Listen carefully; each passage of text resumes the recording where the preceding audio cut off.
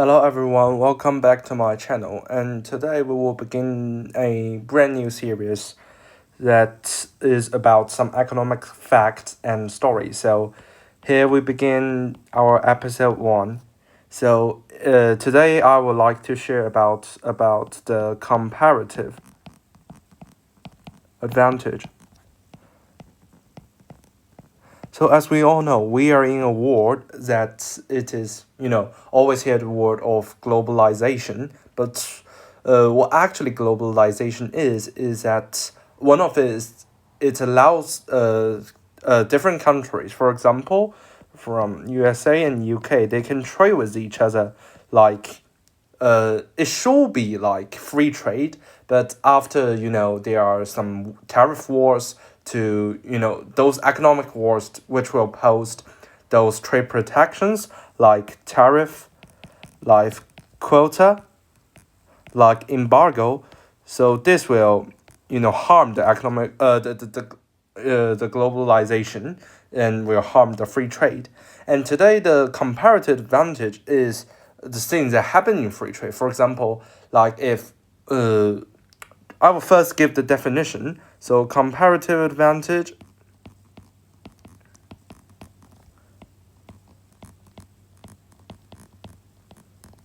is a country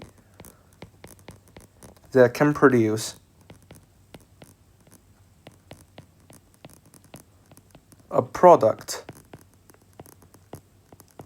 with lower opportunity cost than another country.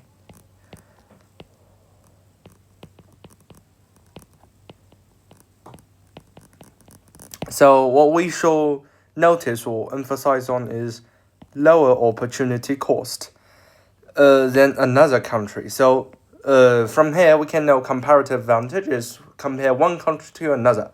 So I will give out an example. For example, USA can produce we assume that those countries have the same resources at the same situation, was given the same resources. For example, good A and good B.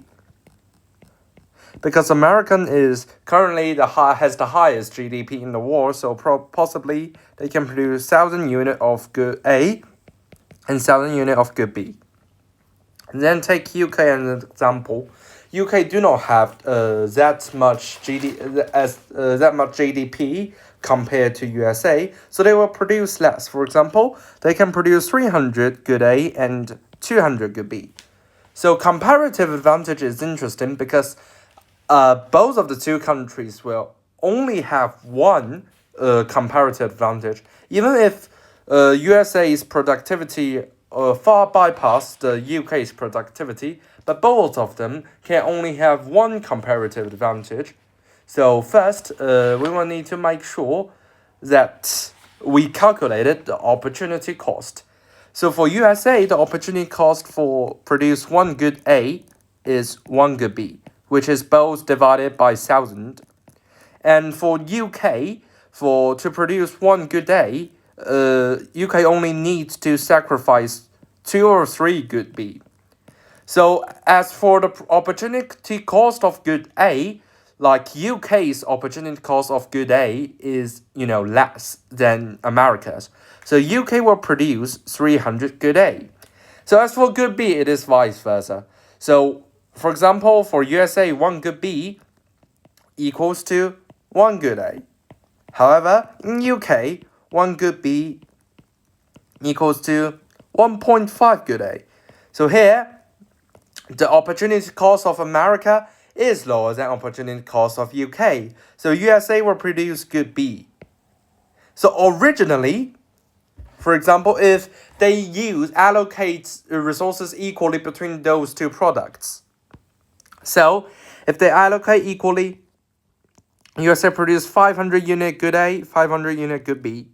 UK produce 150 unit good A and 100 units good B. So totally they will produce, for example, we add them together, 1,250 units.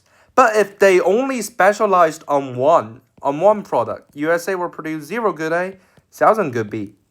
UK will produce 300 good A, 0 good B. So 300 plus 1,000 is 1,300. So always, if we follow the comparative advantage, the total output we can have after following the comparative advantage is, wait a moment, okay. So it is for always that after having comparative advantage, they will produce more output than before. So after we deal with this problem, which is pretty easy to see which country has what comparative advantage, then we talk about the trade of comparative advantage. So as for America, originally for 1 good A, it need to sacrifice 1 good B. And for UK, 1 good A equals to 2/3 good B. So in which range of the the proportion of good A to good B that will make USA and UK say, okay, it's deal, I will trade with you. So for America, the reason why America choose to produce good B is because good A's opportunity cost is huge. So 1 good B is huge. So what they can accept is less than 1 good B, right? It is pretty straightforward. If I think 1 good B is expensive and I will produce good B instead of good A, then the price actually I will receive is less than 1 good B for 1 good A. If 1 good A equals to, for example, 2 good B here, why America will agree? They won't, because originally if they produce themselves, they will have only 1 good B's opportunity cost. So the range should be less than 1 good B per good A. So as for UK, so they need to produce good A because they have an advantage of only sacrifice 2/3 good B for 1 good A. So they need to make profit. If the original cost is 2/3 good B, then if they need to make profit, then the range need to be bigger than 3/2 good B per good A. So for example, I will just make it so it can be 1 good A equals to 4/5 good B, which is they are happy to trade because America, it is lower than what they have sacrificed, and for UK they will still have the profit. So this is about the exchange ratio, which we will give them a more formal term, which is a more formal term, exchange ratio, or real more formally in economic language, it's terms of trade. So it is terms of trade. We can use TOT to represent it. Exports, imports, 100%. So in this case, UK produce good A. So good A is export. Good A is export for them. As for them, they will export to good B. So we stand on UK's point of view. So UK 300 good A is export. They are going to export. So they will have 300 good A, which is equals to 5/4 good B. And for the imports, which is good B, which is 1 good B, then it will multiply by 100. So we can finally get 80. So this is the TOT, terms of trade. And what I want to still emphasize is the price of export, price of imports. It is not just the original cost, but it is still needs to be within these, range, within the range we once conducted, and also it includes tariff and those trade banners. And what is tariff for quota? What is embargo? I will talk about it in the second episode. Thank you all for watching. Please subscribe to this